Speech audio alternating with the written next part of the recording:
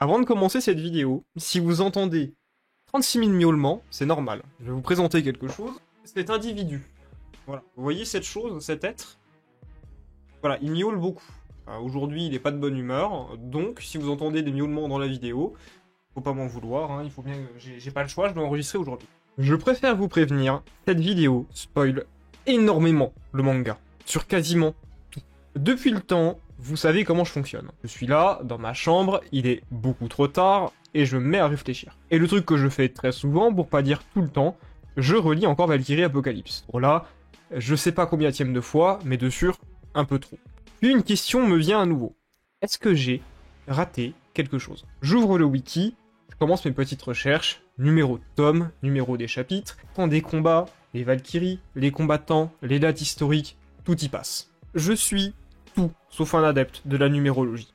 Je n'aime pas ça. Voilà, les théories liées aux chiffres, c'est un truc, je suis pas fan. Mais ça serait quand même étonnant que les auteurs de Valkyrie Apocalypse n'y prêtent aucune forme d'attention. Rappelez-vous d'un fait très simple, Shiva règne sur 1116 dieux et son combat dure 11 minutes et 16 secondes.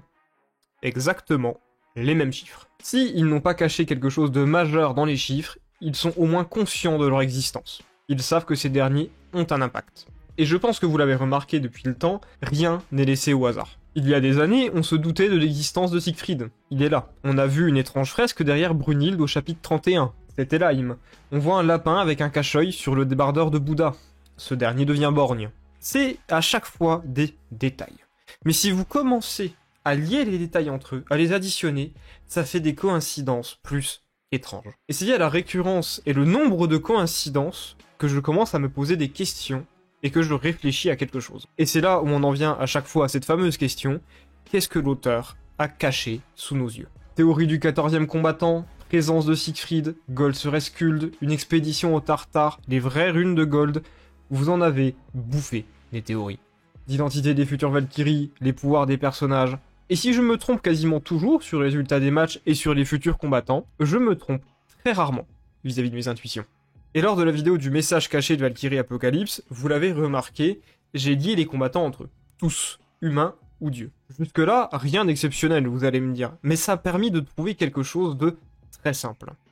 Si, et je dis bien si, les combattants sont liés entre eux, à chaque combat, qu'est-ce qui empêche les combats en eux-mêmes d'être liés les uns aux autres? L'avantage d'un tournoi en 7 manches gagnantes, avec des combattants différents à chaque fois, c'est que la continuité sera plus intéressante qu'un tournoi avec un format bien plus classique où un seul reste debout. Ce qui est d'autant plus pratique, c'est qu'on peut déjà remarquer plusieurs liens dans le manga, et pas des moindres. Vous avez le classique que vous connaissez tous, dont je vous ai parlé 10 000 fois, celui des 3 premiers combats. L'humanité arrive à blesser les dieux, deuxième combat, l'humanité met un dieu à terre, troisième combat, l'humanité arrive à vaincre un dieu. Le plus drôle là-dedans, c'était prophétisé. À la fin du combat entre Sasaki et Poséidon, on voit une fresque où un humain bat un dieu. Ça allait arriver. Et les liens, ça ne va pas s'arrêter là. Parce qu'il y en a plein d'autres. Il y en a énormément. Déjà, un des combats qui a le plus de liens, c'est le 3e. Poséidon perd. Donc 4e combat, on envoie Héraclès pour le venger.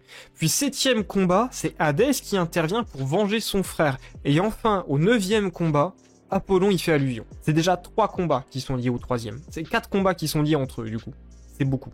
Et des liaisons, vous en avez plein d'autres. La liaison entre Bouddha et Belzébuth. 6e combat, présentation de Belzébuth, introduction d'Elaim, introduction d'Hadès. Hop, ça aura un impact direct sur la suite des combats. Hadès se bat, il perd, qu'est-ce qui se passe? Belzébuth qui est introduit au 8e combat pour le venger. Le propos du 8e combat, c'est d'évolution. Donc au 9e combat, on a l'évolution du mode de pensée de Léonidas. Et au 10e combat, on a l'évolution de l'art du sabre. Tout est lié. J'ai vraiment débité, mais je pense que vous avez compris et réalisé. Tout a une incidence. Il y a un lien de causalité à chaque fois.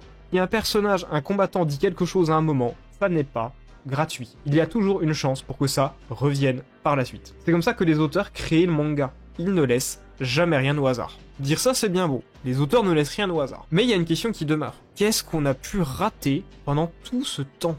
Qu'est-ce qui coince? Prenez un autre sujet duquel j'ai déjà parlé pas mal de fois. Le temps dans Valkyrie Apocalypse a un concept et un fonctionnement très particulier. On vous ramène des humains d'époques différentes. On est au courant de l'existence des dieux primordiaux, mais on ne sait pas de quand ça date. Il y a plein de prophéties en tout genre. Certains semblent capables de voir le futur. Sachant tout ça, qu'est-ce qui lie cette gestion du temps et les combats? Si ces derniers sont liés entre eux, il doit y avoir une liaison avec le temps. Et je me suis rappelé de ce que je vous ai dit plus tôt. Vous savez, les 3 premiers combats sont liés entre eux. Et je me suis dit, mais si les 3 premiers combats sont liés entre eux, est-ce qu'on peut pas faire cette liaison avec tous les combats? 3 premiers, 3 suivants, ainsi de suite. Un peu comme la manière dont l'anime découpe les saisons. Et vous allez être déçus, j'ai rien trouvé. En tout cas, avec ce procédé, je n'ai strictement rien trouvé. J'ai essayé plusieurs associations et rien, nada. J'avais fait fausse route. Mais vous savez ce que c'est un autre concept qui est important vis-à-vis du temps? Le concept de cycle. Le temps est un éternel recommencement. Et si c'était le cas pour le Ragnarok? Je me suis demandé à partir d'où le cycle se termine. Ça commence au premier combat, c'est sûr. Tous les 2 combats? Tous les 3? Tous les 4 alors? Tous les 4. C'était tous les 4. Vous voulez des preuves, je sais. Et donc j'ai encore fait un schéma. Ça vous avait manqué, je sais. Vous adorez les schémas. Je suis sincèrement désolé. Donc si on effectue une boucle cyclique par 4, on se retrouve avec ce code-là. 1, 5, 9, 13, 2, 6, 10, 3, 7, 11, 4, 8, 12. Je vous sens très dubitatif sur pourquoi j'ai choisi 4 comme unité. Et en fait ça m'est venu avec le premier schéma. 1, 5, 9 et 13. Vous savez ce que ces combats-là, le premier, le 5e et le 9e, ont en commun? Le 13e, on l'a pas encore vu. À chaque fois, l'humanité a perdu. Mais plus encore, pourquoi l'humanité perd? Parce qu'elle envoie un combattant qui compte sur sa force brute quasiment uniquement. Il perd à cause de ça. Combat 1, Lubu versus Thor. Défaite de Lubu. Combat 5, Raiden contre Shiva. Défaite de Raiden. Combat 9, Léonidas contre Apollon. Défaite de Léonidas. Naturellement, vous allez me demander les liens entre les autres combats, et je vais vous les donner. Les combats 2, 6, 10, je les appelle les combats d'intrus. Ces combats ont tous un point commun.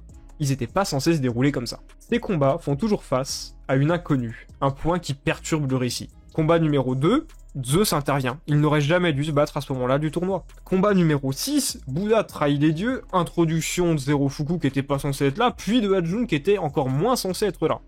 Celui-ci, il n'y a eu que des problèmes. Combat numéro 10, Susanoo prend la place d'Anubis. Notez d'ailleurs qu'à ce moment-là, Shiva lui-même fait un clin d'œil à la situation du 2e combat. C'est comme s'il nous disait lui-même, c'est lié. Si on estime donc que ces combats-là sont ceux des retournements de situation et d'autres difficultés, on se retrouve également avec la possibilité de l'égalité pour le 10e round. C'est dans le cycle. On arrive au round 3, 7 et 11, et là c'est plus compliqué. On pense au lien direct entre Poséidon et Hadès. Mais le 11e combat, Zeus s'est déjà battu, il n'y a plus de dieu grec en lice, c'est boiteux. Mais je pense que c'est pas seulement là le lien. Ces combats-là, ce sont ceux d'un nouveau départ ou d'un retournement du score. Combat numéro 3, première défaite des dieux. Combat numéro 7, pour la première fois, les humains prennent la tête. Qu'est-ce qu'on nous réserve pour le combat numéro 11? Égalité des humains, à nouveau? Un lien avec Poséidon et Hadès? Je ne saurais même pas vous dire. On verra. Vient ensuite le dernier schéma, 4, 8 et 12. Celui-ci est on ne peut plus simple, il s'agit toujours d'un conflit entre le bien et le mal, et surtout, il s'agit toujours d'une vengeance liée au combat précédent. Combat numéro 4, on envoyait Héraclès venger la mort de Poséidon. Combat numéro 8, Belzébuth venait venger celle d'Hadès.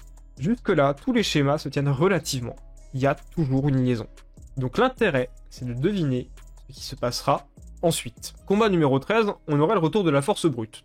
Peut-être Kintoki, je vois pas beaucoup d'humains capables de faire ça. Pour le combat 10, peut-être l'égalité. Il n'est pas encore fini, on sait pas. Ça reste à voir. Mais ça m'étonnerait pas. Pour le combat numéro 11, j'imagine Anubis contre Simo Aya. Déjà parce que j'ai envie de le voir, mais surtout, admettons.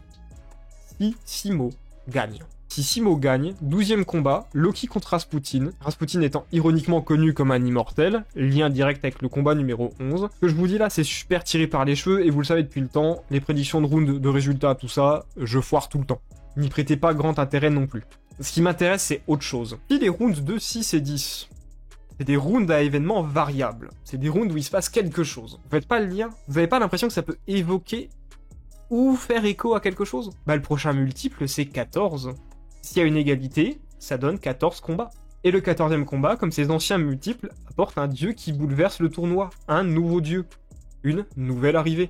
Ce qui ferait donc que cette liaison a un sens, et qu'en effet, le Ragnarok est un cycle. Je vous le concède, cette théorie était infâme à écouter. Il y avait beaucoup de chiffres, c'était étouffant, beaucoup de schémas. Je suis sincèrement désolé, je ne pouvais pas vraiment vous l'articuler ou vous le montrer autrement. J'avais déjà réfléchi pas mal de temps en arrière à ce cycle, j'avais déjà commencé à faire quelques travaux dessus, j'avais déjà tweeté dessus, mais quand j'ai commencé à la prendre au sérieux, c'était pendant la dernière review. Pendant la dernière review, on se doutait et on avait vraiment l'impression qu'on allait avoir la fameuse égalité. Bon, le combat n'est pas fini, mais ça nous a quand même tous mis la puce à l'oreille. Et c'est pour ça que je me suis dit, il y a peut-être quelque chose. Bref, j'espère que cette théorie vous a plu. C'était Béléus, et je vous dis salut à tous.